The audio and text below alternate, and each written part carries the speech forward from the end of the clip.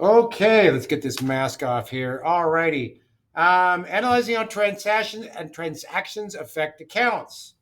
So we're building on chapter 2.1. We introduced T accounts.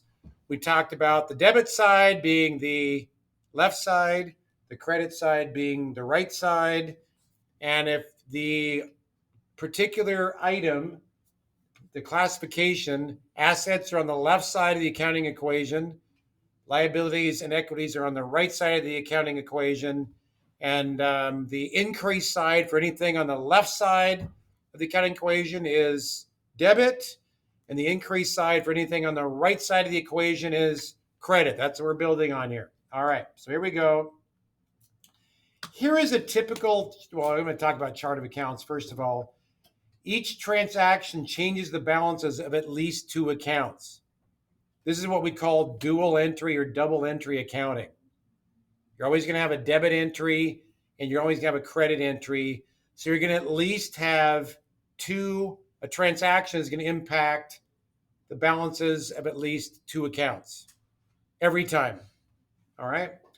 List of accounts used by a business is called a chart of accounts. Think of this as like a map of your accounting system, like a chart of accounts. All right. And here is our chart of accounts for Delgado Web Service. All right. And what I want to do is I want to pull up really briefly. This is just kind of for laughs and giggles. But here is an example of just a slice of our chart of accounts for career and technical ed. And you're like, look at the account number. And what it's, the bottom line is like 3,100 here. That is career and technical ed. So anything that's College Place High School, career and technical ed is going to have a 31 on it. I think 530 is our entity number for our school, actually for our district, sorry. 530 is the district. 3,100 would be like career and technical ed. 2,700 is like teaching. And like 5362, that's going to be a variety of things. A lot of that has to do with supplies or different types of charges. Anyway, bottom line is those are big account numbers.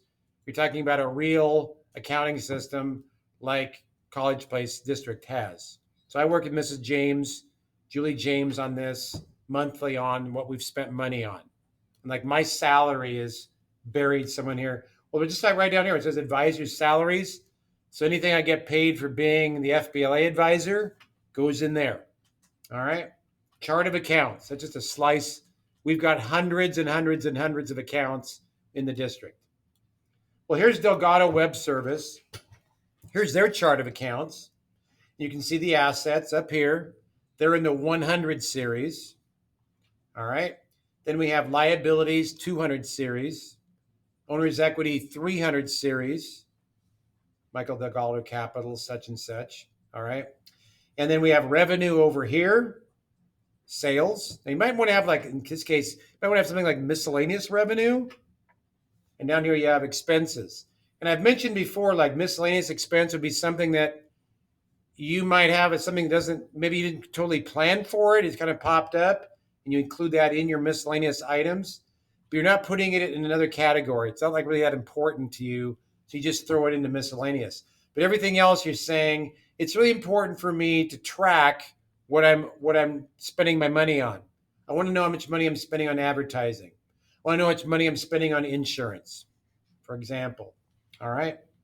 So that would be a very, very simplified chart of accounts for a business. Now understand, by the way, when we say revenues and expenses, they ultimately impact what? From chapter 1. Well, they ultimately impact owner's equity, as we learned before. All right, sales increased owner's equity, expenses decreased owner's equity.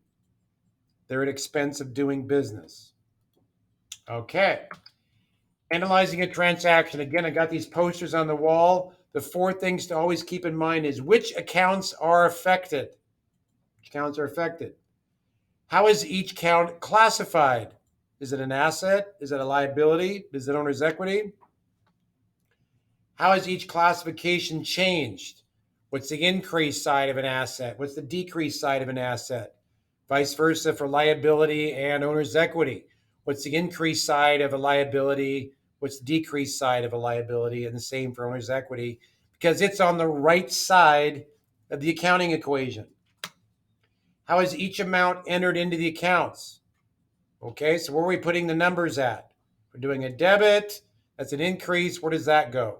Remember, we're always going to have a debit and we're always going to have a credit, at least two entries on either side. Actually, I shouldn't say on either side. But we're going to have two entries, a debit, left side, credit, right side. Now, we could just be affecting like assets. We could be increasing one asset and decreasing another and not affecting the whole right side of the equation, as we saw in chapter 1. Okay, we're building on what we learned there. So here we go. Here's some transactions. We're going to apply those 4 steps to these transactions. Receive cash from owner as an investment, $2,000. Well, we know that anytime we receive cash, that means we have cash coming into the business, correct?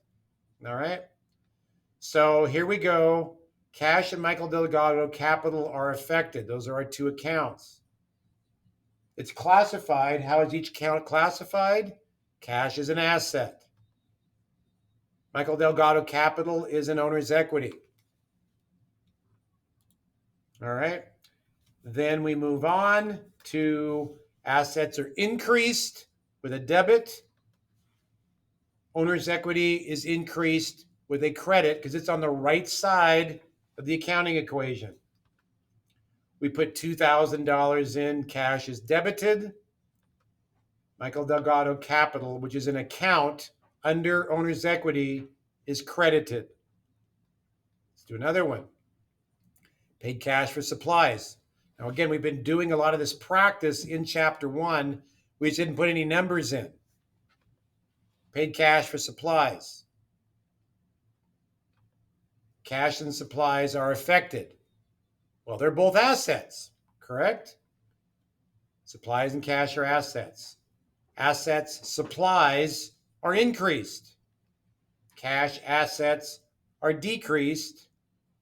Supplies is debited, we're increasing an asset. Cash is credited, we're decreasing an asset. What happens on the right side of the equation? Yes, nothing. Correct. How about insurance? Paid cash for insurance, it'll be almost identical. Prepaid insurance and cash are affected. Prepaid insurance and cash are assets. The asset prepaid insurance is increased. Assets cash are decreased. Prepaid insurance is debited, left side of the equation. Cash is credited, right side of the equation. Bought supplies on account, similar, but no cash, right? Bought supplies on account from Canyon Office Supplies, $220. Supplies and accounts payable, Canyon Office Supplies are affected. Supplies is an asset. Accounts payable, office supplies is a liability. Time out for just one moment, please.